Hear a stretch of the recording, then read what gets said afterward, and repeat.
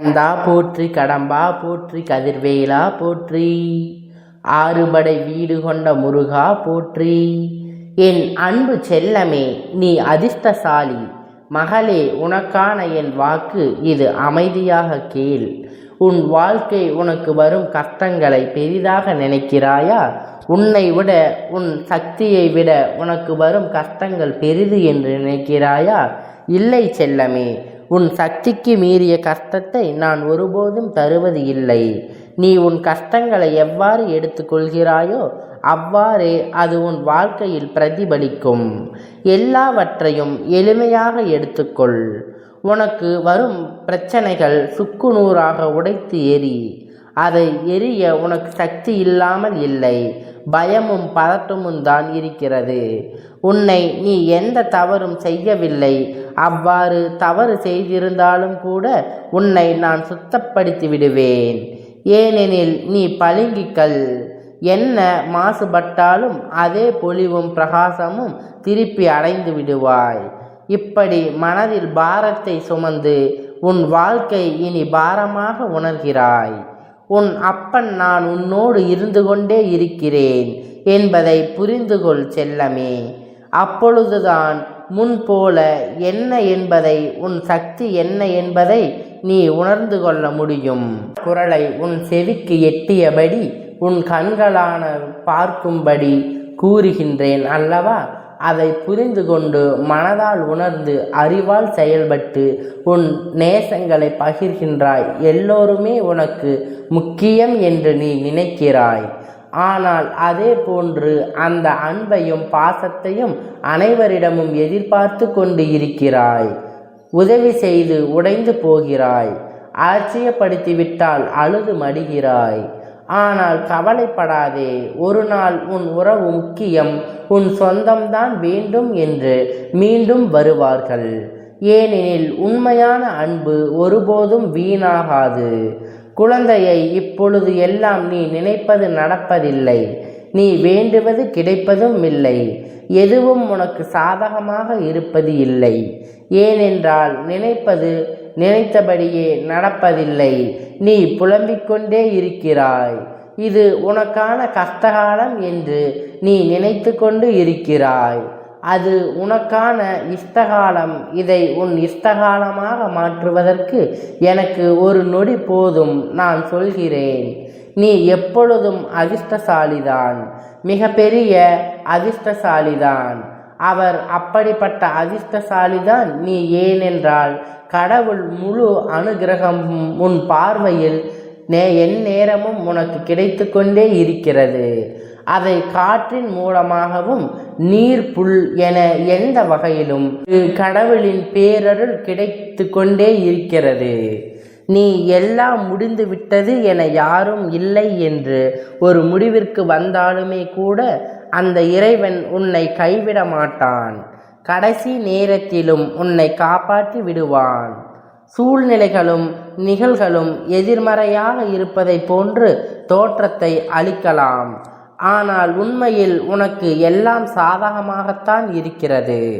எல்லாம் சாதகமாக முடியப் போகிறது. ஏனெனில் நீதான் அதிர்ஷ்டசாலி, இறைவனின் அனுகிரகம் பெற்ற பிள்ளை. இனிமேல் கவலை கொள்ளாதே. கஷ்டம் தரும் நிலைகள் எல்லாம் உடைந்து சுக்குநூறாகி தரமற்றமாகி போகிறது. உன்னை உனக்கே புதிதாக தோற்ற வைக்கப் போகிறேன். புதிய வாழ்க்கையாக உனக்கு புத்துணர்ச்சியுடன் ஒரு நல்ல எதிர்காலத்தை நீ பெறுவாய். காலம் தாழ்த்துகிறேன் என்று கவலை கொள்ளாதே. சரியான நேரம் வருவதற்காக காத்து கொண்டிருக்கிறேன் மகளே. இதோ இப்பொழுது அந்த நேரம் வந்துவிட்டது. வாழ்க்கையில் முடிந்துவிட்டது என எண்ணி விடாதே.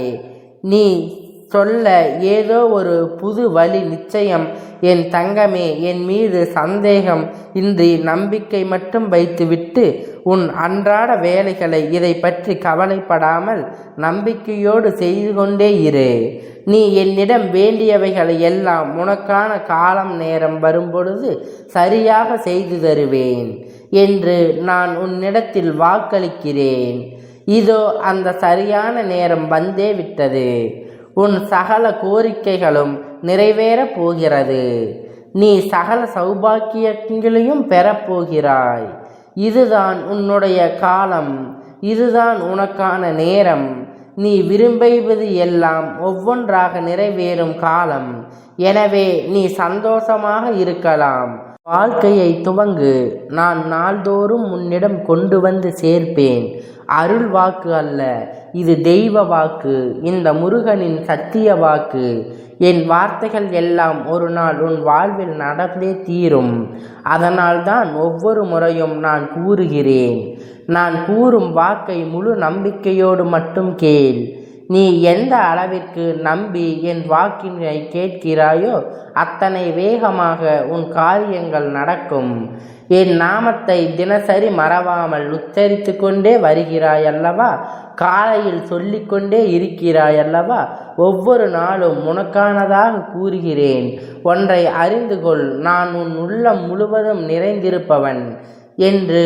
உன் மனம் கவலைகளையும் அனைத்தையும் அழித்து உனக்கு நல்ல வாழ்க்கையை நிச்சயம் அமைத்து தருவேன். வாழ்வில் தினம் தினம் ஏதாவது ஒரு பிரச்சனை என்று குழம்பிக்கொண்டே இருக்காதே மகளே. அது பிரச்சனையோ துன்பமோ அல்ல, எல்லா பாடம்தான்.